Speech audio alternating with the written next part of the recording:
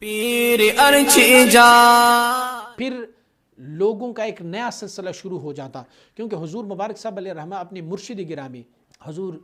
قدوۃ السالکین محبوب سبحان حضرت مولانا محمد ہاشم سمنگانی رحمۃ اللہ تعالی کا عرس مبارک منایا کرتے تھے، اور عرس کی ڈیٹ تاریخ جو ہے وہ 9 شوال رکھی جاتی تھی، کیونکہ آپ کی یوم وفات 9 شوال ہی کے ہیں، تو آپ مبارک کی عرس کی تقریبات ہوتی تھی، اور عرس کی تقریبات حضور مبارک صاحب علیہ الرحمہ بہت ذوق و شوق کے ساتھ، بظاہر تو یہ دیکھا جاتا تھا کہ 9 شوال ایک دن کا عرس ہے، لیکن عید کے بعد سے لوگ آنا شروع ہو جاتے، اور پھر 9 شوال کے دن عرس بھی منعقد ہوتا، اس کے بعد بھی لوگ یہاں پر ہوتے تھے، بہت سارے چونکہ دور دراز سے لوگ آیا کرتے ہوتے تھے۔ حضور مبارک صاحب علیہ الرحمہ یہ عرس کیوں منایا کرتے ہوتے تھے؟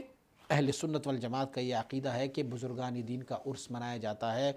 مجھے اس پر دلیل دینے کی ضرورت نہیں ہے، کیونکہ بہت سارے ہمارے علماء نے ان پر ضخیم کتابیں لکھی ہوئی ہے۔ لیکن آپ کا عرس جو ہے نا وہ کیسے ہوتا؟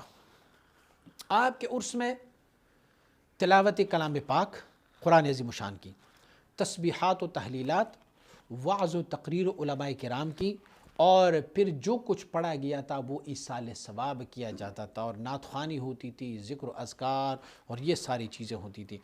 خاص کر اولیاء اللہ کے بارے میں بیانات اور تقاریر ہوتی تھی، اور جو منقبتیں پڑھی جاتی تھی اس میں سے اولیاء اللہ کی منقبتیں بھی پڑھی جاتی ہوتی تھی۔ آپ کا مرقد انور جو ہے وہ نوشہرہ کے قریب علاقہ رسال پور کی گاؤں پیر سباق میں آپ کا مرقد شریف وہاں ہے۔